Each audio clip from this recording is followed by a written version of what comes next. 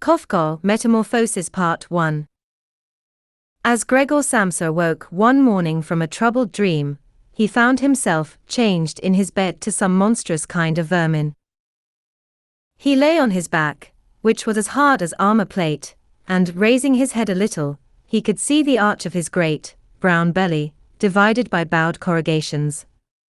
The bed cover was slipping helplessly off the summit of the curve, and Gregor's legs, pitiably thin compared with their former size, fluttered helplessly before his eyes. What has happened to me, he thought. It was no dream. His room, a real man's room, though rather small, lay quiet within its four familiar walls. Over the table, where a collection of cloth samples was scattered, Samsa was a commercial traveler, hung the picture that he had recently cut from an illustrated paper, and had put in a pretty gilded frame. This picture showed a lady sitting very upright, wearing a small fur hat and a fur boa. She offered to the gaze a heavy muff into which her arm was thrust up to the elbow. Gregor looked toward the window. Rain could be heard falling on the panes. The foggy weather made him sad. How would it be if I go to sleep again for a while and forget all this stupidity, he thought. But it was absolutely impossible, for he was used to sleeping on the right side, and in his present plight, he could not get into that position. However hard he tried to throw himself violently on his side, he always turned over on his back with a little swinging movement. He tried 100 times, closing his eyes so that he should not see the trembling of his legs, and he did not give up until he felt in his side a slight, but deep pain, never before experienced. God, he thought, what a job I've chosen. Traveling day in, day out. A much more worrying occupation than working in the office. And apart from business itself, this plague of traveling, the anxieties of changing trains, the irregular, inferior meals, the ever-changing faces, never to be seen again, people with whom one has no chance to be friendly. To hell with it all. He felt a little itch above his stomach and wriggled nearer to the bedpost, dragging himself slowly on his back so that he might more easily raise his head, and he saw, just where he was itching, a few little white points, whose purpose he could not guess at.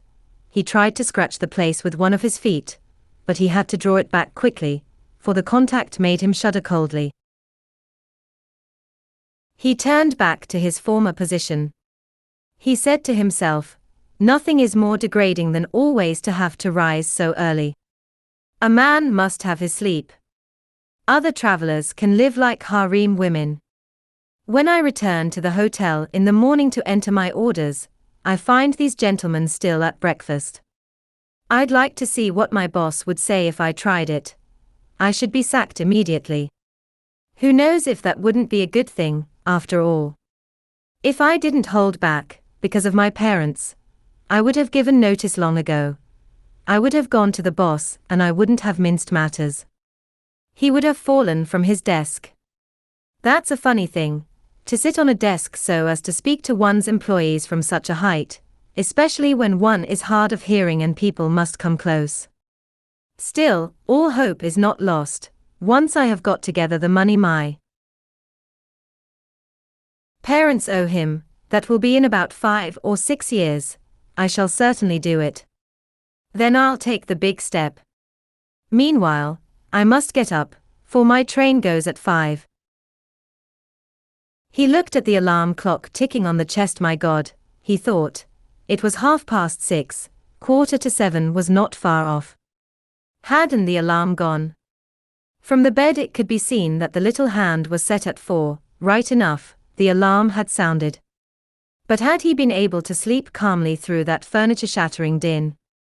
Calmly, no, his sleep had not been calm, but he had slept only the sounder for that. What should he do now? The next train went at 7.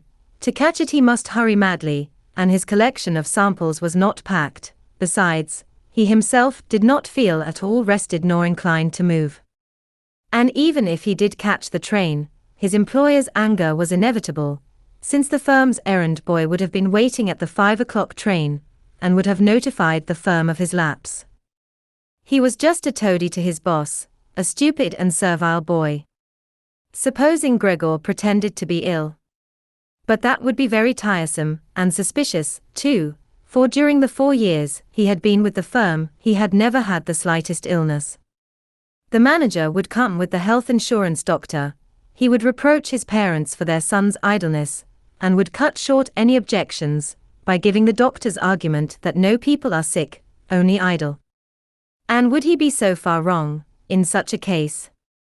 Gregor felt in very good fettle, apart from his unnecessary need for more sleep after such a long night. He even had an unusually keen appetite. Just as he was quickly turning these thoughts over in his mind without being able to decide to leave the bed, while the alarm clock struck 7:15, he heard a cautious knock on his door, close by his bed's head. "Gregor," someone called. It was his mother. "It is 7:15. Didn't you want to catch the train?" What a soft voice. Gregor trembled as he heard his own voice reply. It was unmistakably his former voice, but with it could be heard, as if from below, a painful whining, which only allowed the words their real shape for a moment, immediately to confuse their sound so that one wondered if one had really heard aright. Gregor would have liked to answer fully and to give an explanation, but in these circumstances, he contented himself by saying, "Yes, yes, thank you, mother. I am just getting up." No doubt the door prevented her from judging the change in Gregor's voice, for the explanation reassured his mother, who went away, shuffling in her slippers. But because of this little dialogue, the other members of the family had become aware that, contrary to custom, Gregor was still in the house, and his father started to knock on one of the side doors, softly, but with his fists. "Gregor, Gregor," he cried, "what is the matter?" And after a moment, in a warning tone, "Gregor. Gregor." At the other side door, the young man's sister softly called, "Gregor, aren't you well? Do you need anything?" "I am getting ready," said Gregor, answering both sides and forcing himself to pronounce carefully and to separate each word with a long pause, to keep a natural voice. His father went back to breakfast, but the sister still whispered, "Gregor, open the door, please do." But Gregor had no intention of answering this request. On the contrary, he complimented himself on having learned the habit of always locking his door, as if in a hotel. He would get up quietly, without being bothered by anyone, he would dress, and above all, he would have breakfast. Then would come the time to reflect, for he felt it was not in bed that a reasonable solution could be found.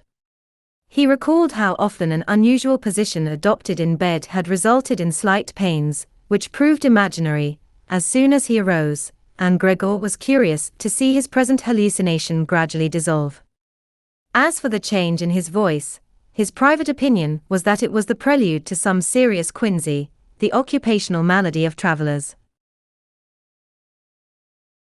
He had no difficulty in turning back the coverlet. He needed only to blow himself up a little, and it fell of its own accord. But beyond that he was impeded by his tremendous girth. To get up, he needed arms and hands, but he had only numerous little legs, in perpetual vibration, over which he had no control.